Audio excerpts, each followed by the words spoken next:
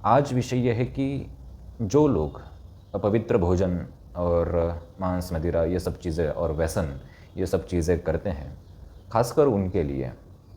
और ये समझने का विषय है कि किसी जीव को हम अपनी 2 मिनट की भूख मिटाने के लिए, या फिर ऐसा कह सकते हैं कि हम अपनी 2 मिनट का एक ज़बान की टेस्ट के लिए उसको हम पूरा काट के खाते हैं।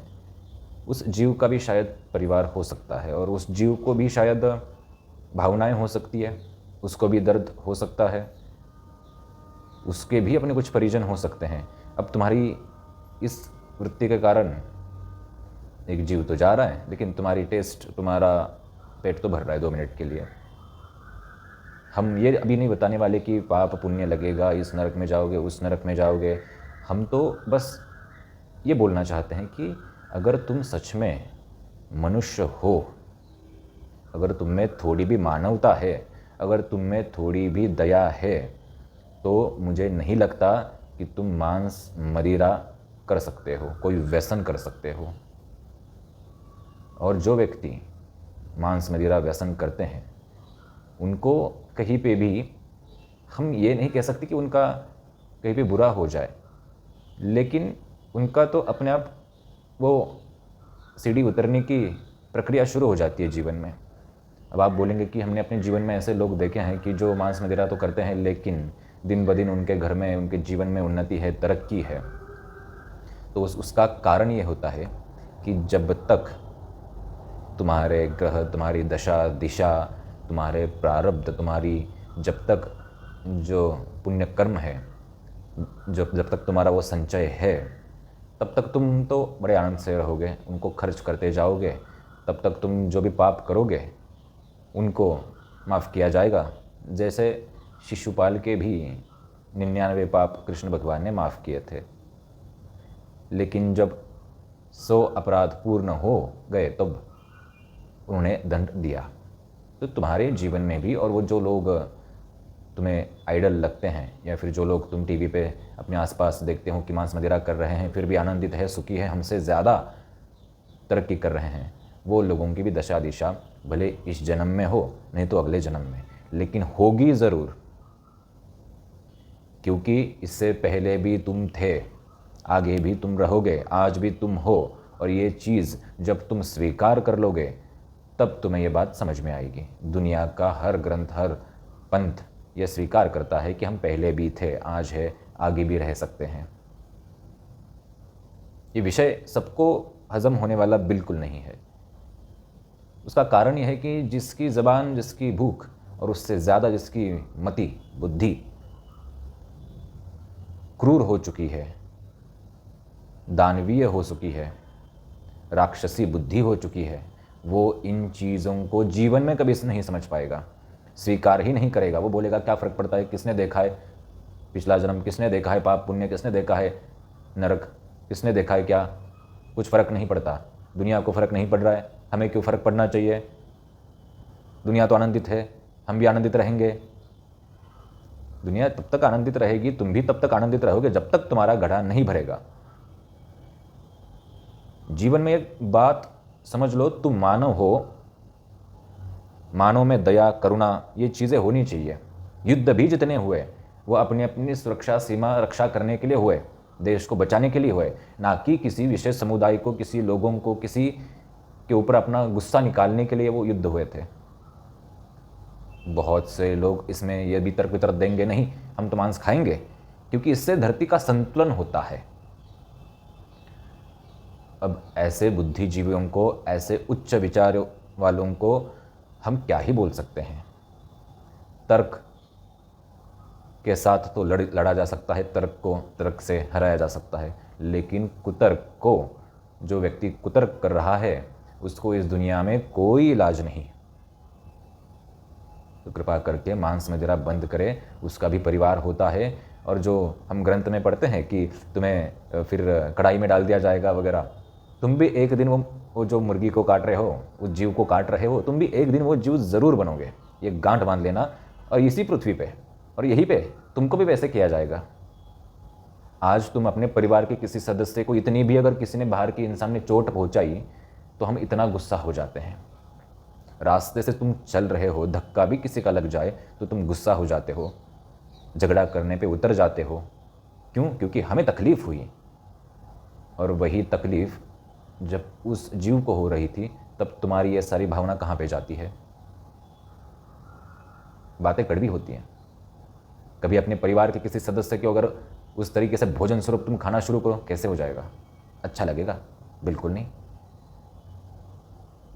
जब मति शून्य हो जाएगी, बुद्धि ही नहीं बचेगी, और जब भेदभाव हो जाएगा कि हम मनुष्य है, ये जीव है। ध्यान में रखना, एक तो तुम निर्जीव को काट के खा रहे हो, इसका मतलब साफ है कि तुम अपना बल उसके ऊपर दिखा रहे हो। वो निहत्था है, वो बोल नहीं सकता, कुछ कर नहीं सकता, उसका तुम फायदा उठा रहे हो। और जो हम आपको, जो लोग ये सुन रहे हैं, उनको साफ साफ शब्दों में बता रहे हैं, जो भी इंसान किसी भी तरह का मांस मदिरा व्यसन करता है, वो इंसान जीवन में किसी के भी साथ सच्चाई से नहीं रह सकता। वो इंसान कभी भी शुद्ध नहीं हो सकता। वो इंसान कभी भी इंसान बन ही नहीं सकता। संपूर्ण एक जीव को काट के खाना, व्यसन करना, चीज़ें अपने आप में अजीब है। इसके ऊपर शायद ही बहुत कम लोग खुल के बोलेंगे। क्यों? क्योंकि बहुत से लोगों को बुरा लगेगा, लेकिन बोलना तो ज़रूरी है। बहुत से लोग तर्क वितर्क करने वाले हैं अभी, लेकिन उन विषयों में हम नहीं जाने वाले। और एक चीज़, लोग मदिरा, भारत में इसका कंजप्शन बहुत ज़्यादा। तुमको देखो, कहीं तो हमने ये पढ़ा भी था कि जब इंसान में लड़ने की क्षमता नहीं बच जाती, जब वो कायर हो जाता है, जब वो एक लाचार, खुद से बनाया हुआ लाचार, ना कि लोगों से, उसमें जब कायरता भरी जाती है, तभी वो मदिरा की तरफ बढ़ता है। क्योंकि उसको खुद को बेहोश करने के लिए कुछ चाहिए होता है। और ये लोग अति उच्च लेवल के अज्ञानी होते हैं। भले ये जीवन में कितनी भी तरक्की करे, भले अध्यात्म में कितनी तरक्की करे, भले धन कमाए, समाज में मान सम्मान कमाए, कृपा करके गांठ बांध ले इस बात को, ये लोग कभी भी सही रास्ते पे नहीं जा सकते, और ना ही ये लोगों को कभी मुक्ति हो सकती है, और ना ही इनको हम समाज में कोई ये बोल सकते हैं कि इन्होंने कुछ अच्छा किया। जो इंसान खुद को एक गटर नाले की तरह समझ रहा है, खुद के अंदर वो सब गंदी चीज़ें डाल रहा है, उसको बेहोश होने के लिए कुछ चीज़ें लगती हैं, बोलते दुख बहुत है, इससे समस्या हैंडल हो जाती है, इससे जो जीवन में तकलीफ़ें हैं वो याद नहीं आती। इसी का अर्थ है कि तुम कायर हो, तुम्हें सिचुएशन से सिर्फ भागना होता है। कोई तो रास्ता चाहिए, या तो मदिरा चाहिए, कोई तो व्यसन चाहिए, मांस चाहिए। अगर ये सब भी ना मिले तो तुमको परिवार वाला कोई सदस्य चाहिए, परिवार चाहिए जिसके ऊपर तुम थोक थोक के, जिसके ऊपर तुम लाद लाद के उनको दोष दो कि तुम लोगों की वजह से हमारा जीवन खराब हुआ है ना। तुम्हें बस कारण चाहिए। मांस मदिरा, इन सारे विषयों के ऊपर खुल के बोलना ज़रूरी है। इन सब का स्पष्ट रूप से विरोध करना ज़रूरी है। आपके आसपास भी कोई ऐसे लोग हैं तो समझ लेना वो इंसान नहीं, वो चलता फिरता राक्षस है। और ये भी गांठ बांध लो कि कितने भी हम चिल्लाएं, कुछ ही लोग सुधरेंगे, बाकी कुछ लोग तो इतने अड़े हैं कि नहीं, हम तो ये चीज़ें करेंगे ही करेंगे। उनको दुनिया में कोई सुधार ही नहीं सकता। ये सारे, वो जो एक तरफ देवता एक तरफ दानव हुआ करते थे, ये सारे उन्हीं के वंश है। किसी को नीचा दिखाना, किसी को बुरा बोलना, किसी को अपमानित करना उद्देश्य नहीं है। ये एक समाज की व्यवस्था है। अब तुम लोग बोलोगे कि नहीं, कुछ ऐसे भी अघोरी हैं, कुछ ऐसे भी हैं कि जो ऐसी सब क्रियाएं करते हैं, उनके ऊपर तो आप कुछ नहीं बोलेंगे। ज़रूर, जो सच में जान गया हो उसको इन चीज़ों की आवश्यकता नहीं होती। वो हर तरह की क्रियाएं, हर तरह की विद्याएं इन चीज़ों के आगे जाके भी कर सकता है। और यकीन माने, करोड़ों में शायद ही एक होगा उसको इन चीज़ों का ज्ञान होगा। बाकी जो भी आप देख रहे हैं, ये अभी तक उस सीमा तक नहीं पहुँचे। और हम प्रार्थना करेंगे कि वो जल्दी ही उस सीमा तक पहुंच जाए। महादेव, शिव और जितने भी आराध्य हैं उन सब के चरणों में प्रार्थना कि इन सबको भी आप उस उच्च ज्ञान तक पहुंचाए जहाँ पे उनको इन सब चीज़ों की करने की आवश्यकता ही नहीं, बिना किए ही हर क्रिया वो कर ले। क्या ये संभव है? 100% संभव है। अभी तक ये सारा ज्ञान लुप्त हो गया था। शायद कुछ गुरु बता गए, शायद कुछ नहीं बता गए, कुछ गुरु अपने साथ सारा ज्ञान लेके गए, लेकिन हाँ ये संभव है। और यकीन मानिए, सात्विकता से जितना तीव्र गति से विद्याएं क्रियाएं हो सकती है उतनी तीव्र गति से विद्याएं क्रियाएं नहीं होती अपवित्रता से। तो ये भी एक विषय। अब कुछ लोग यहाँ पे तर्क देंगे, नहीं पूर्वज तो हमारे, जब हम आदिवासी थे तब तो सब शिकार करके ही खाते थे। बात भी तुम्हारी सही है, शिकार करके ही खाते थे। उस वक्त उनकी बुद्धि का उतना विकास नहीं हुआ था कि वह समझ पाए, समाज की व्यवस्था बना पाए, भावनाएं समझ पाए। नहीं था उतना विकास, ना ही खेती कर पाए, इतना ज्ञान था, ना ही मौसम का ज्ञान था। आज हमारे पास हर तरह का ज्ञान है। ज्ञान होते हुए भी तुम अगर ये सब चीज़ें करो तो इसको गलती माना जा सकता है। ये गलती ही है और गलती को तो सज़ा मिलना तय है। भले तुम्हें आज इस जन्म में इस कर्म में ना मिले, लेकिन मिलेगी ज़रूर। तो कृपा करके मांस मदिरा से दूर रहे। कुतर्क करने वालों को तो हम कुछ बोल ही नहीं सकते, बोलना भी नहीं चाहते और ना ही किसी को नीचा दिखाना चाहते, अपमानित करना चाहते हैं। बस हम तुमको जगाना चाहते हैं कि जागो, अब तो बंद करो। अब तक नहीं किया था, आज से तो करो। साधारण भोजन वो भी अच्छा है, सात्विक भोजन अच्छा है। और कुछ लोग बोलते हैं कि लहसुन प्याज के ऊपर आप क्या बताएंगे? तो लहसुन प्याज के ऊपर हम ये बोलेंगे, हम ये बिल्कुल नहीं बोलते कि ये राहु है, ये केतु है, ये वो है, ये है। वो छोड़ दो सब चीज़ें, वास्तविकता की तरफ आ जाओ। लहसुन प्याज एक तामसिक पदार्थ के अंतर्गत आता है और तामसिक पदार्थ के अंतर्गत अगर तुम सेवन कर रहे हो तो तमस क्षमता शरीर में बढ़ेगी। और तमस जब शरीर में बढ़ेगा तो वैसे भी लहसुन प्याज खाने के बाद दुर्गंध आना, ये आना वो स्वाभाविक है। और ऐसी अवस्था में आप पूजा पाठ भी कैसे करेंगे? ना आपके आसपास कोई लोग बैठ पाएंगे, ये भी स्वाभाविक है। आयुर्वेद में उसका भी बहुत बड़ा रोल है लहसुन प्याज का। औषधि है। अब इसका मतलब ये नहीं कि औषधि है तो रोज़ उसकी सब्जी बना के खाओ। किसी गोली की रोज़ सब्जी बना के खाते हम नहीं। हम खुद लहसुन प्याज नहीं खाते। कितने तो वर्ष हो गए हमें लहसुन प्याज छोड़े हुए। हमारे शरीर में तो अभी तक कोई कमी नहीं हुई, ना ही कुछ हुआ। तो कुछ लोग ये भी बोल सकते हैं कि नहीं आप खाना बंद करेंगे तो शरीर में ऐसा ऐसा होगा। कुछ नहीं होता।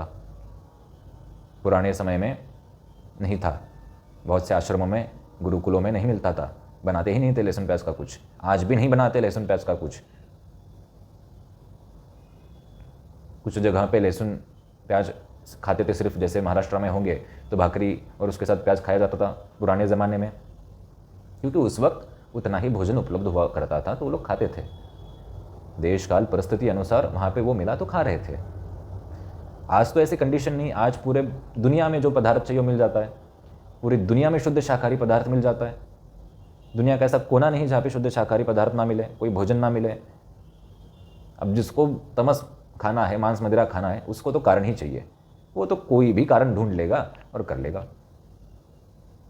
तो कुछ बातें हमारे ये जीवन में समझ लेना तो शायद परिवर्तन हो सके।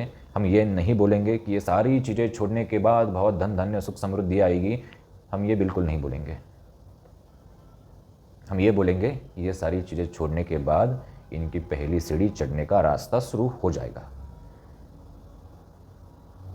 और जो लोग मदिरा वगैरह करते हैं उनका जो परिवार होता है, घर में जो परिवार के सदस्य होते हैं, यकीन मानिए समाज में उनकी कोई इज्जत नहीं करता। आपके आसपास भी अगर ऐसा कोई व्यक्ति हो जो बहुत इस चीज़ों में डूबा है, उस पूरे परिवार के ऊपर भी कोई अच्छे से, बिल्कुल भी उनका ये नहीं होता मन कि इनको हम अच्छे से बुलाएं घर पे वगैरह, कुछ नहीं। ऐसे लोगों को ना कोई आमंत्रण आता है, कोई निमंत्रण आता है।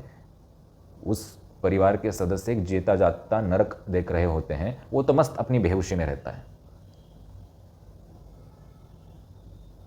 आजू बाजू के लोग मानवता के कारण दो अच्छे शब्द बोल लेंगे, लेकिन मन ही मन सोचेंगे कि ये कितने अजीब परिवार है। वो पूरा बिखरा हुआ परिवार होता है। और हमने तो अपने जीवन में ऐसा देखा है, बहुत सी जगहों पे ऐसे देखा है, हम नहीं बोलेंगे कि हर जगह पे, कि जिस घर में भी किसी को भी व्यसन वगैरह हो, मांस मदिरा हो, उस घर में किसी ना किसी व्यक्ति की, उसकी अगली किसी ना किसी पीढ़ी को अच्छी खासी बड़ी बड़ी बीमारियां होती है। एक ना एक सदस्य को तो होगी। तो कृपा करके ये बात समझे। कुछ लोग मजबूरी बोलेंगे कि नहीं, हम ऐसे लोगों में उठते बैठते हैं कि करना पड़ता है सब चीज़ें, क्योंकि हमारा काम ही वैसा है। तुम कमज़ोर हो, फिर तुम्हारा अस्तित्व ही नहीं कहीं पे। दुनिया में तुम अकेले नहीं जो काम कर रहे हो, ऐसे लोगों में सात्विक लोग भी है, कर सकते हैं। करने वाला किसी भी हालत में कर सकता है और ना करने वाला किसी भी हालत में नहीं कर सकता। कृपा करके कारण ना दे। आज का उद्देश्य हमारा यही था कि हम आपको इन चीज़ों के ऊपर थोड़ा अवगत कराएं। बार बार हमने बहुत सी वीडियोज़ में बोला है, आज थोड़ा हमने बोला कि एक विशेष वीडियो में हम ये बोल देते हैं सब चीज़ें, तो शायद सबकी बुद्धि थोड़ी सुधर जाए। और ध्यान रहे कि वरिष्ठ अनुमान में भी जिनको आना होता है उनको भी मांस मदिरा व्यसन इनका त्याग करना पड़ता है पूर्ण तरीके से। कब तक करना पड़ता है? जीवन भर करना पड़ता है। परिवार वाले ना करे, कोई और ना करे, तुम तो करो। जो आना चाहता है वो तो करे। वरिष्ठ अनुमान में यहाँ पे कोई भी किसी भी तरह का शुल्क नहीं लिया जा सकता, ना लिया जाता है। सब निःशुल्क होता है। स्वेच्छा से कोई दान पुण्य करता है तो स्वीकार होता है। और रविवार को ये दरबार लगता है। खैर, इसको दरबार बोलना भी नहीं, हम और क्या शब्द यूज़ करें, इसलिए दरबार शब्द यूज़ किया करते हैं। तो रविवार को हम साथ में सब लोग बैठते हैं 12 बजे। तो 12 बजे से 5-10 मिनट पहले आपको यहाँ पे आना अनिवार्य होता है। और उसके बाद जो भी लोग आए उनको जो हमारी तरफ से मार्गदर्शन हो वो करने का प्रयास किया जाता है। उनके सब प्रश्न सुने जाते हैं। मेडिटेशन, ध्यान किया जाता है उसके बाद। और ध्यान में रहे, दरबार में जो आने वाले हैं वो समय का बहुत ध्यान रखें। 12 बजे से 5-10 मिनट पहले तुमको यहाँ पे आना ही है, भले कोई भी हो, किसी भी हालत में हो। ऐसा नहीं कि हम 1 बजे आए, 2 बजे आए, 3 बजे आए, ऐसा नहीं होगा क्योंकि बाद में हम देख नहीं पाएंगे। एक बार वो प्रक्रिया शुरू हो जाती है। तुम अगर लेट आओगे तो जो काम चल रहा है, जो बाकी लोगों के विषय में चल रहा है, वो भी डिस्टर्ब हो जाएंगे। तो कृपा करके थोड़ा सा समय पे आने की कोशिश करें, क्योंकि उसके बाद ध्यान मेडिटेशन भी चलता है। लोग बैठे होते हैं उसके लिए। बहुत छोटा स्थान है जहाँ पे हमारा निवास स्थान है, अभी वहीं पे है। भविष्य में जैसे सहयोग सबका बढ़ेगा तो मंदिर आश्रम सब बनने का अभी विचार है। स्थान कहाँ पे है? फिलहाल के लिए रूबी हॉल मेट्रो स्टेशन जो है पुणे का, वहाँ पे स्थान है। पुणे का रेलवे स्टेशन जो है वहाँ से बहुत नज़दीक है, चल के आ सकते हैं। तो इतना नज़दीकी स्थान है। अगर आप व्हाट्सअप करेंगे, नीचे जो नंबर दिया गया है वहाँ पे आपको पूरी जानकारी भेज देंगे वो लोग, पूरा पता भेज देंगे। पूरा पता जो व्हाट्सअप करेंगे उनको भेज दिया जाता है। अभी गूगल मैप पे ये दिखता नहीं स्थान, क्योंकि स्थायी स्थान नहीं है, तो गूगल मैप पे आपको दिखेगा नहीं। तो जिनको जो भी सवाल पूछने हैं तो व्हाट्सअप पे पूछ सकते हैं, उस नंबर पे भेज सकते हैं। रिप्लाई जैसे होगा वो लोग कर देंगे आपको। तो आशा करते हैं कि आज जो हमने ये महत्वपूर्ण बातें आपको बताई, ये आपको समझी होंगी। और कृपा करके जीवन में उतारना। ना जीवन में किसी को दोष दो, ना जीवन में किसी को कुछ बोलो। अरे खुद से शुरुआत करो, खुद ही शांत हो जाओ, खुद ही थोड़ा समझदार हो जाओ, खुद ही थोड़ा परिवर्तन करो। संसार समस्या नहीं होता, विचार समस्या होती है। 80% समस्याओं में जीवन में जो भी तुम्हारे झांक के देखना, कभी शांत बैठ के देखना, 80% समस्याएं सिर्फ तुम्हारा विचार। किसने बोला ये, तो तुम उस तरफ से विचार, देखो इसने ये बोला, अरे वो बोल के चला गया। ना ही तुम्हारे शरीर का कोई अवयव कम हुआ, ना कुछ कम हुआ, ना कुछ हुआ, और तुम लेके बैठे हो मुझे इसने ऐसे बोला। तो बात गलत है। बोलने वाले 1000 लोग हैं। जितने जितने तुम बड़े होते जाओगे, बड़े बड़े पद पे जाओगे, हज़ारों लोग तुमको गाली देंगे। किस किस का मन पे लगा के बैठोगे? हमारे जीवन में घटना घटना हो गया, भूतकाल छोड़ दो, बोध लो उससे और आगे बढ़ो। समय रुकता नहीं किसी के लिए, तो तुम क्यों रुक रहे हो? और तुम वहीं पे रुकोगे तो समय समाज आगे चलता जाएगा, तुम पीछे छूटते जाओगे और फिर पीछे से भागते हुए आओगे और बोलोगे कि इस दुनिया से तो हमारा तालमेल बैठ ही नहीं रहा। कैसे बैठेगा? समय के साथ चलना सीखो, उसी वक्त चीज़ें छोड़ना सीखो, उसी वक्त वो विचार, वो सिचुएशन को छोड़ना सीखो। पकड़ के मत बैठो कि इसने बर्बाद किया जीवन, इसने वो किया, उसने वो किया। पता है तकलीफ हो सकती है, लेकिन 80% समस्याएं में तुम्हारा विचार ही सबसे बड़ी समस्या है। सामने जो स्थिति है, सामने जो एक्शन है, उससे ज़्यादा महत्वपूर्ण होता है कि तुम्हारा रिएक्शन कैसा है। जहाँ पे जो भाव है वहाँ पे वो देना ज़रूरी, जहाँ पे प्रेम है प्रेम देना ज़रूरी, जहाँ पे शिक्षा देना ज़रूरी, जहाँ पे कोई कर्म करना है कर्म करना ज़रूरी, सब चीज़ें ज़रूरी हैं। लेकिन सब चीज़ों को करके उसी वक्त छोड़ना सीखो, आगे मत बढ़ाओ, तो हो सकता है कि थोड़ा मन तुम्हारा शांत रहना शुरू हो जाए। और हाँ, वरिष्ठ अनुमान में हर तरह के उपाय किए जाते हैं, कोई भी होम हवन के नाम पे यहाँ पे कोई पैसे नहीं लिए जाते। राम कथा, भागवत कथा, हनुमान चालीसा, बजरंग बाण, ये सब होता है। और हाँ, ये हमारी राम कथा भागवत कथा ऐसे नहीं होती कि राम ने वो किया कृष्ण ने ये किया, ये नहीं होता। कृपा करके वो कमर्शियल कथावाचक हम नहीं है, ये भी ध्यान में रखना। जो सेलिब्रिटी कथावाचक वो तो हम नहीं है। तो आशा करते हैं कि आज के ये वीडियो जो भी हमारी बुद्धि से टूटा फूटा ज्ञान आपको देने को हुआ, वो शायद आपने लिया हो, 1% भी लिया तो भी सफल है। जो भी हमारी छोटी मोटी बुद्धि है उससे बोला भी, इतने बड़े विद्वान तो हम है नहीं, आपसे ज़्यादा विद्वान तो है नहीं, कम ही है सबसे आपसे विद्वान, लेकिन एक बोलने की इच्छा हुई इसलिए बोल दिया सब चीज़ें। वरिष्ठ सम्मान की जय। राम।